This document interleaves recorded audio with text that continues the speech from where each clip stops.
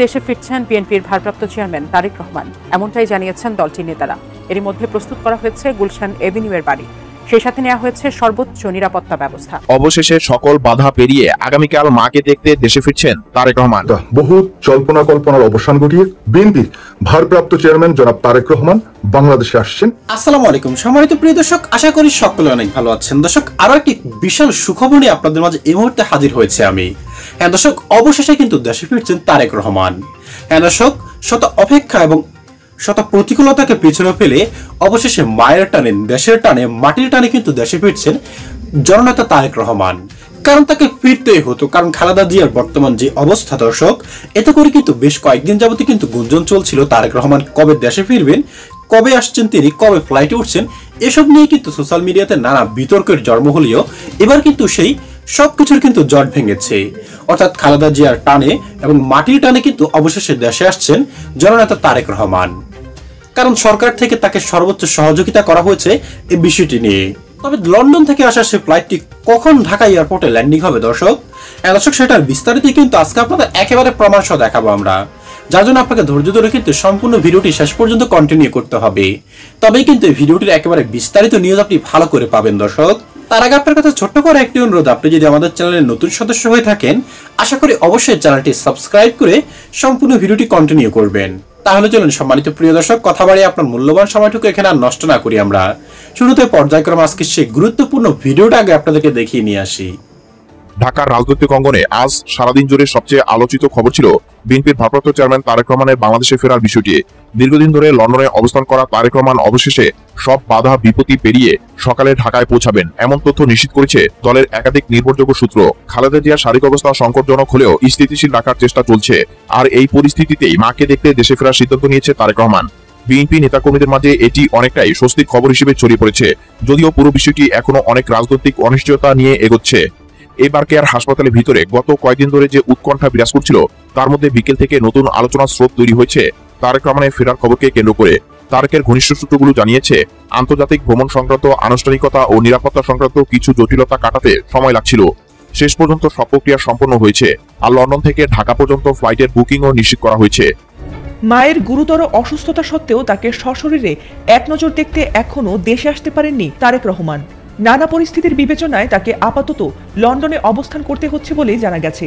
যদিও অনেকেই দাবি করছেন যে তিনি ইতোমধ্যেই গোপনে দেশে চলে এসেছেন, এমনকি বিমানবন্দরে সপরিবারে তার দেখাও মিলেছে বলে দাবি করে একটি ভিডিও ভাইরাল হয়েছে সামাজিক মাধ্যমে। এবার সেই ভিডিওটির সত্যতা যাচাই করেছে fact checking platform the Dissent. সোমবার রাতে বিএনপির স্থায়ী কমিটির সদস্য সালাউদ্দিন আহমেদ খুব শিগগিরই তারেক রহমান দেশে ফিরবেন বলে মন্তব্য করেন, আর তার এই মন্তব্যের পরপরই ফেসবুক ও অন্যান্য প্ল্যাটফর্মে একটি 6 সেকেন্ডের ভিডিও ভাইরাল হয়েছে, আর তাতে দাবি করা হচ্ছে যে তিনি ইতোমধ্যেই দেশে ফিরেছেন। আবার অনেকেই এটাকে তার দেশে ফেরার প্রস্তুতি হিসেবেও দাবি করে নেটিজেনদের কৌতূহল বাড়িয়ে দেয়। বহু জল্পনা কল্পনার অবসান ঘটিয়ে বিএনপির ভারপ্রাপ্ত চেয়ারম্যান জনাব তারেক রহমান বাংলাদেশে আসছেন। বাংলাদেশে কবে আসছেন সে বিষয়টি নিয়ে কথা বলার আগেই আপনাদের কয়েকটি তথ্য আপনাদের সামনে একটু জানাই। আপনারা জানেন যে বিএনপির চেয়ারপারসন বেগম খালেদা জিয়া শারীরিকভাবে গুরুতর অসুস্থ।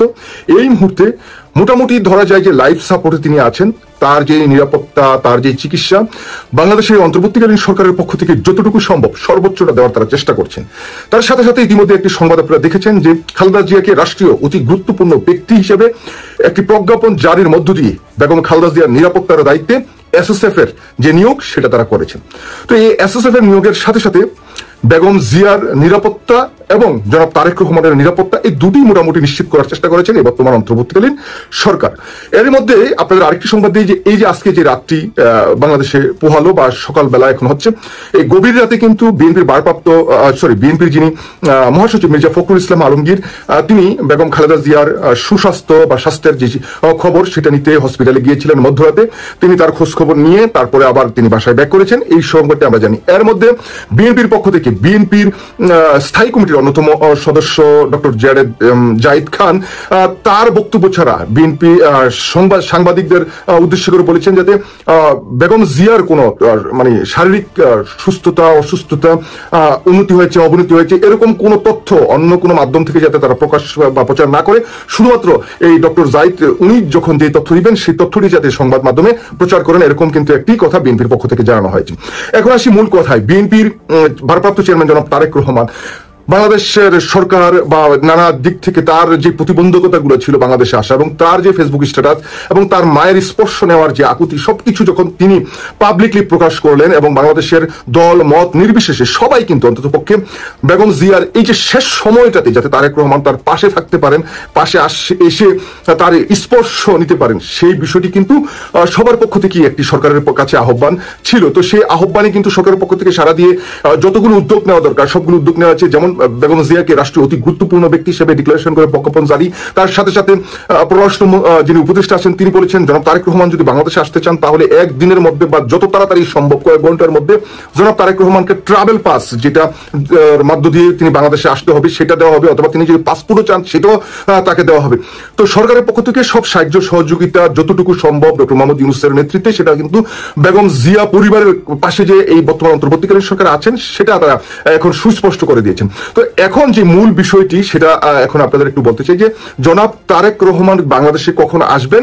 তো ইতিমধ্যে লন্ডনে তারেক রহমানের খুব কাছের বেশ কয়েকজনের সাথে বিভিন্ন মাধ্যমে আমার কথা হয়েছে বা আমি যেটা শুনতে পেরেছি তারেক রহমান এবং তার নিয়ে বাংলাদেশে আসার যে উদ্দেশ্যে রওনা এটা হয়তো আগামীকাল সকালে অথবা পরশু এই দু এক দিনের মধ্যেই সে বিষয়টি ঘটবে বলে এটা মানে ধারণা করা যাচ্ছে এবং তিনি আসবেন। আমি সুস্পষ্ট ভাবে বলছি না যে কালকে অথবা পরশু আসবেনই, হয়তো কালকে পরশুর মধ্যে বাংলাদেশে তিনি চলে আসতে পারেন অথবা কালকে পরশুর মধ্যে আপনারা একটা সুনির্দিষ্ট ডেট পাবেন, হয়তো দুদিন পরে বা 3 দিন পরে জনাব তারেক রহমান বাংলাদেশে আসছেন। সুপ্রিয় দর্শক শ্রোতা, আপনারা জানেন যে বাংলাদেশের এই মুহূর্তের যে অভিভাবক এটা হচ্ছেন বেগম জিয়া। জিয়ার শারীরিক অবস্থা অত্যন্ত খারাপ, হায়াত মৌত আল্লাহর হাতে। আমরা দোয়া করি তিনি আমাদের মাঝে আরো ফিরে আসুক, তিনি বেঁচে থাকুক, সুস্থ থাকুক, স্বাধীন একটি রাষ্ট্রে তার যে বিচরণ, তার যে কথাবার্তা এগুলো আমাদের আসলে দরকার। তার উপর যে অত্যাচার অন্যায়টা শেখ হাসিনা করেছে, শেখ হাসিনা পালিয়ে যাওয়ার পর এই বেগম জিয়া কিন্তু একটা বিন্দু পরিমাণ কোথাও কিন্তু শেখ হাসিনার বিরুদ্ধে প্রকাশ করেনি, বলেওনি। যদি শেখ হাসিনার বা আওয়ামী লীগের বিরুদ্ধে বেগম জিয়া একটা হুঙ্কার দিয়ে বলতেন অথবা তারেক রহমান একটা হুমকি দিয়ে বলতেন যে আওয়ামী লীগকে নিশ্চিহ্ন করে ফেলা হবে বাংলাদেশে, তাহলে কি হতো দেখুন। এই যে শেখ হাসিনা বা আওয়ামী লীগের অনেক সময় বলতেন যে আওয়ামী লীগ যদি ক্ষমতা থেকে যায় তাহলে লক্ষ লক্ষ মানুষ মারা যাবে, সেই জায়গায় কি হয়েছে? কিছুই কিন্তু হয়নি। তো সেই জায়গায় বেগম জিয়া তার পরিবার বাংলাদেশের রাজনীতি এখন একটা অভিভাবকের জায়গায় তারা পৌঁছেছেন। সেই জায়গা থেকে বাংলাদেশের মানুষ বা বাংলাদেশের যারা সরকার সবাই চান যে এই মুহূর্তে তারেক রহমান বেগম জিয়ার কাছে থাকেন। তো আমরা যেটা দেখছি যে এই যে বেগম জিয়াকে অতি গুরুত্বপূর্ণ ব্যক্তি হিসাবে ডিক্লারেশন করার মধ্য দিয়ে তার যে SSF এর নিরাপত্তা সবকিছু, এটাও কিন্তু একটা সিম্বলিক জায়গায় দাঁড়িয়েছে যে তারেক রহমান যে 2-1 দিনের মধ্যে বাংলাদেশে আসবেন সেটা সুনির্দিষ্ট একটি দিক কিন্তু আমরা এই জায়গা থেকে অন্তত পাই। কারণ তারেক যে এসে কিন্তু সরাসরি হসপিটালে যাবেন, তো হসপিটালের যদি নিরাপত্তাটা সেরকম না থাকে তাহলে তারেক রহমান যে উদ্বেগ উৎকণ্ঠায় আছেন তার নিরাপত্তা নিয়ে বা তার পরিবারের নিরাপত্তা নিয়ে, সেই জায়গায় কিন্তু তার নিরাপত্তা বিঘ্নিত হওয়ার সম্ভাবনা আছে। সেই জন্য সরকারের পক্ষ থেকে এই উদ্যোগটি নেওয়া হয়েছে এবং জিয়া পরিবারের যে নিরাপত্তা দেওয়ার যে বিষয়টি সেটি সরকার কিন্তু অত্যন্ত গুরুত্বপূর্ণ আকারে দেখছেন। তারেক রহমান হয়তো বা চিন্তা ভাবনা করেছিলেন যদি বাংলাদেশে এই যে নির্বাচনের যে তফসিল সেটা ঘোষণা করা হয়, তো তফসিল ঘোষণা করার পর যেহেতু তারেক রহমান একটি দলের প্রধান এবং তিনি যদি রাষ্ট্র ক্ষমতায় বিএনপি আসেন তিনি প্রধানমন্ত্রী হবেন, সেই জায়গায় হয়তো অতি গুরুত্বপূর্ণ ব্যক্তি হিসেবে তিনি সরকারের কাছে আবেদন করে তার নিরাপত্তার জন্য সরকারের SSF বা আরো গুরুত্বপূর্ণ বাহিনীদের নিয়োগ করতে পারেন। তো সেই জায়গা থেকে সরকার যেহেতু এই মুহূর্তে দেখছেন যে না জনাব তারেক রহমান যেহেতু এরকম একটি স্ট্যাটাস দিয়েছেন, তার মা গুরুতর অসুস্থ এবং হসপিটালে আছেন, যে কোনো সময় যে কোনো সংবাদ আমরা পেতে পারি, এরকম একটি অবস্থার মধ্যে দিয়ে কিন্তু তার এই যে স্বাস্থ্যর অবস্থা সেটা যাচ্ছে। তো সেই জায়গায় সরকারের পক্ষ থেকে উদ্যোগী হয়ে তারা নানা নিরাপত্তার যেই ব্যবস্থা সেটা করছেন এবং জনাব তারেক রহমানকে এই বিষয়টি ইতিমধ্যে আশ্বস্ত করা হয়েছে যে আপনি বাংলাদেশে আসলে আপনাকে বাংলাদেশের পক্ষ থেকে সর্বোচ্চ যে নিরাপত্তা ব্যবস্থা সেটা দেওয়া হবে। তো তারই মধ্য দিয়ে যে বিষয়টিকে ইতিমধ্যে আমরা জেনেছি, আপনাদের বললাম প্রথমে যে তারেক রহমান হয়তো আগামী 2-1 দিনের মধ্যে কাল অথবা পরশুর মধ্যে বাংলাদেশে তিনি আসছেন এবং তিনি এসে সরাসরি এয়ারপোর্ট থেকে তিনি হসপিটালে গিয়ে তার মার যে কেবিন সে জায়গায় যাবেন, তার মার সাথে সে জায়গায় তিনি দেখবেন তার মাকে। তো এই বিষয়টি অন্তত পক্ষে এই পর্যন্ত আমরা যদি কোনো পরিবর্তন না হয় এটা নিশ্চিতভাবে বলতে পারি যে তারেক রহমান তার লাগেজ গুছিয়ে ইতিমধ্যে সম্পূর্ণ করে রেখেছেন। তিনি শুধুমাত্র এখন বাংলাদেশের দিকে তাকিয়ে আছেন, যে কোনো মুহূর্তে তিনি বাংলাদেশে উদ্দেশ্যে বিমানে উঠে রওনা করবেন। এটা এখন পর্যন্ত আমরা যতটুকু জানছি এই তথ্য অনুযায়ী সেটুকুই আপনাদের জানালাম। দর্শক, যদিও নানা গুঞ্জনে ছলা পুরো সোশ্যাল মিডিয়া, তবে একদিন আগে আর পরে দর্শক তারেক রহমান কিন্তু অবশ্যই কিন্তু দেশে ফিরবেন। আর যদি দেশে না ফিরেন দর্শক, তার পক্ষে কিন্তু নির্বাচন করা কিছুতেই কিন্তু সম্ভব হবে না। যার ফলে তার যেটাই হোক না কিনা দর্শক, দেশের টানে মাটির টানে তাকে কিন্তু অবশ্যই একদিন আগে পরে কিন্তু অর্থাৎ নির্বাচনের আগে কিন্তু তাকে দেশে ফিরতেই হবে যদি বিএনপির হয়ে তাকে মনোনয়ন করা হয়। কারণ বর্তমানে কিন্তু তারেক রহমান কিন্তু লন্ডনের নাগরিকত্ব প্রাপ্ত, সে অর্থে কিন্তু বাংলাদেশের নাগরিক হয়ে কিন্তু তাকে নির্বাচনে অংশগ্রহণ করতে হবে। আর অর্থাৎ সে লন্ডনে বসে কিন্তু কিছুতেই কিন্তু বাংলাদেশের নির্বাচনে কিন্তু অংশ নিতে পারবে না, যার ফলে তাকে নির্বাচনে অংশ নিতে হলে বিএনপির প্রতিনিধিত্ব করতে হলে তাকে কিন্তু অবশ্যই কিন্তু দেশে আসতে হবে। অন্যদিকে তার মা অর্থাৎ খালেদা জিয়ার যে সংকটাপন্ন অবস্থা দর্শক, এতে করে কিন্তু তারেক রহমান কিন্তু খুব শীঘ্রই কিন্তু দেশে আসার সম্ভাবনা খুব জোরালো হয়ে উঠেছে। সম্মানিত দর্শক শ্রোতা, আপনি কি মনে করেন তারেক রহমান অতি শীঘ্রই দেশে এসে তার মায়ের বিস্তারিত সবকিছু দেখা উচিত এবং আসন্ন নির্বাচনকে কেন্দ্র করে দলকে আরো সুন্দর করে গোছানো উচিত? কারণ এটা একটা দল হিসেবে না দর্শক, সাধারণ জনগণ হিসেবেও কিন্তু এই প্রত্যাশাই করে তারেক রহমান এবং তার দল থেকে এবং তার মায়ের চিকিৎসার খোঁজখবর নেবেন তিনি সরাসরি এসে, সেটাই কিন্তু চান। কারণ খালেদা জিয়া কিন্তু একটা মানুষের নেত্রী নয়, তিনি গোটা দেশের নেত্রী, আপসের নেত্রী। দর্শক আজ এ পর্যন্ত, আশা করি সকলে অনেক ভালো থাকবেন। খোদা হাফেজ দর্শক।